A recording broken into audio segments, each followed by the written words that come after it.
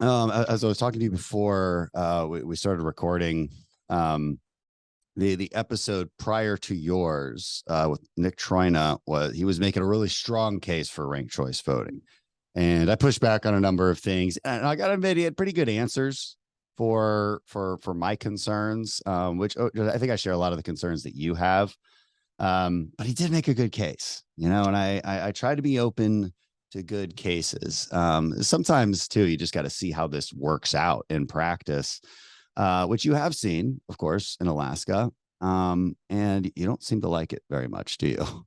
No, I do not. And let me just try to explain why from a very broad perspective. So, if you look over almost all of the history of the United States and the way most of our elections are run now at the federal level and in most states, we have long had a definition of a winner. Okay. The Mm-hmm. winner is a person who has the majority support of the voters. Now, maybe not always the majority, that has the most support, I should say.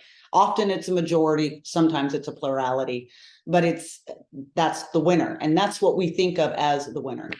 The problem with ranked choice voting, in my view, is that it fundamentally is changing the definition of the winner.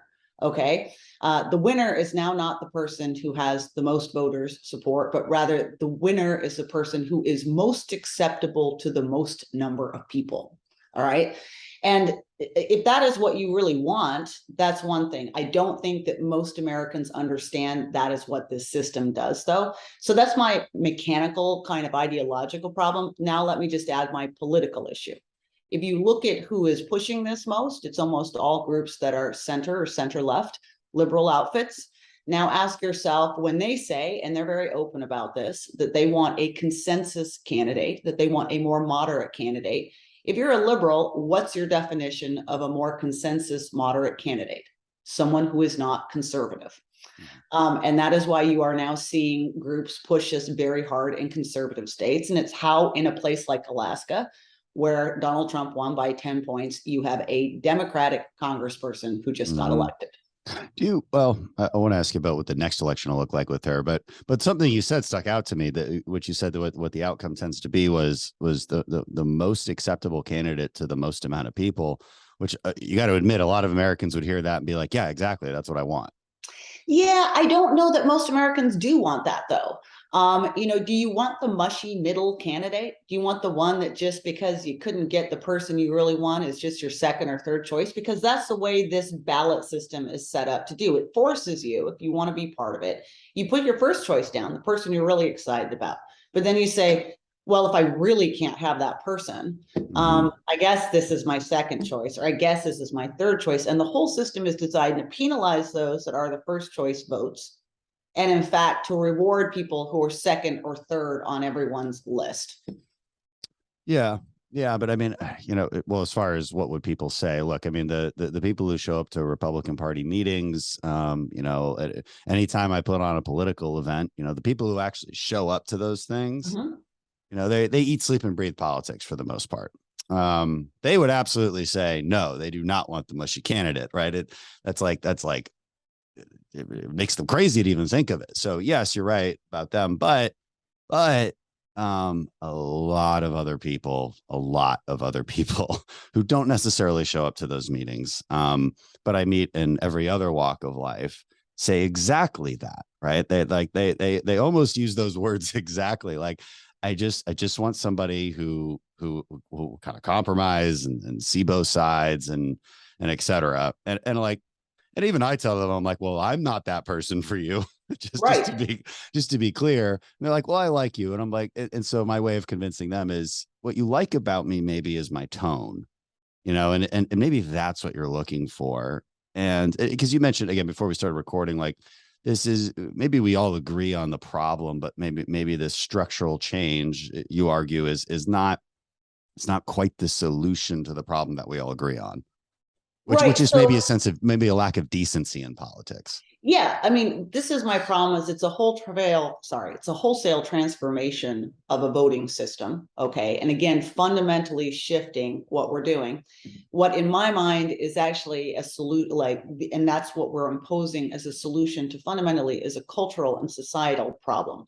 Like if we want better candidates running, let's have better candidates running. Let's reward those who are doing a better job.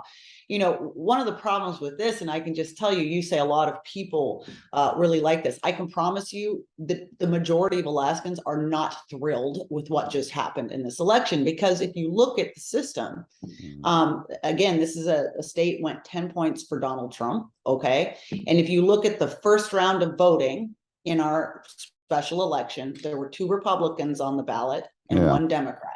60% of voters voted in that first round for a GOP candidate. But because of the vagaries of this system, and it's all set up, we now have this open primary and 4 people advance out of that. Pretty much no one can ever get 50% in the first round. And so in this case, we only had 3 people on the ballot. One of them went away, which was a conservative. And because a lot of people chose to protest and not vote the second time, it's very coercive. It was just enough of sort of second votes in the end to put the Democrat over the edge. And so you have a state that's very conservative. But it is telling. And no one's happy with this outcome. Well, we say it's very conservative, but it's kind of telling that there's a good deal of voters that voted instead of marking their first 2 choices Republican, they marked 1 Republican and another Democrat. So the vast majority of people, so the way it worked is Nick Begich took 3rd. Okay, so think of it this way. Just do the math. 60% of the state conservative, 40% not. So the Democrat got 40% of the vote. Okay. Nick Begich took 3rd. He was one of the Republicans. And the vast majority of his second votes went to Sarah Palin, the other conservative, but just the tiniest enough was there to push a Democrat over the 50% mark. Right. Yeah, I know. I get it. It just feels like it feels a little rigged. It is a little rigged. In fact, it is rigged. It's designed to come up with that result. So what's going to happen on Tuesday? They still have to have another election, don't they? Yeah, so that was our special election. Mary Patola, the Democrat, won it. It's only for a few months to finish out this year. Now we're going to have the regular election for what happens for the next 2 years. I guess you're going to see the Republican Party in Alaska has been spending a lot of money to try to educate voters on how this works with this new point about rank the red, because it's true that if all of the people who had chosen not to rank a second person had indeed voted for the conservative, you probably wouldn't have had that result. So this is entirely going to be a question of how much education is done and how many people choose to now partake in the system, even though a lot of people are protesting it and therefore not marking a second choice. So who are the front runners right now? Because I mean, isn't it also true that Sarah Palin wasn't very popular in this election? Does that have a lot to do with it? Yeah, I think so. I mean, but that's kind of interesting too. Like she took 2nd. Right. And the majority of Begich's voters put her as their second choice. So, yeah, the question is, you know, is she a little bit more controversial in the state? Possibly so. But does that mean that if you would put her straight up against Mary Patola that she wouldn't win? I'm pretty sure she would. Yeah. Well, and like it's like you said, we should just have better candidates that more people like. That would be nice. And we'll get to that, like, you know, because I've got thoughts on that as well.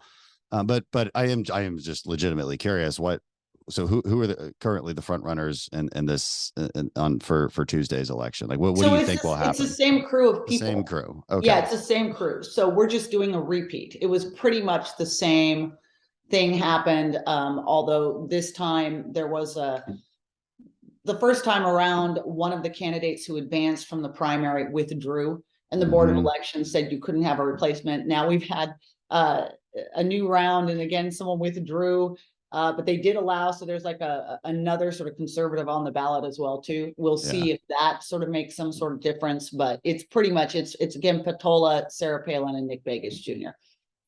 Yeah, I mean, you know, sometimes it's growing pains with like a new system, because I tend to, the reason I just admit I'm just not super passionate about this particular issue one way or the other. I am. I know. And well, because I just tend to think that, look, as long as we're all playing in the same system, you know, it's generally fair. Like, you know, campaign finance rules, term limits, you know, electioneering, whatever the rules are.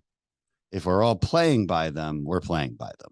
And that's what I tend to think. I don't know, maybe that's I guess I understand that, but I totally understand that point. I think that's reality, as long as everybody else understands what they're signing up for. Yeah. And and I think that was part of the anger of everything. It was too complicated. Well, it's not just that, but the way this was an initiative on a ballot 2 years ago. It Mm-hmm. was funded by all kinds of outside money from outside left-leaning organizations, and they were very deceptive. The initiative was 25 pages long, single Mm-hmm. type. And the beginning of it all led with, this initiative will get rid of dark money in elections. Yeah. And way down in the garble, it said, oh, and we're going to completely throw out your whole voting system and change it over. Yeah. Even then, it only passed by like 2,000 votes, but a lot of people didn't realize what they were signing up for. And there's likely going to be another initiative, and it could well go away because it's that unpopular.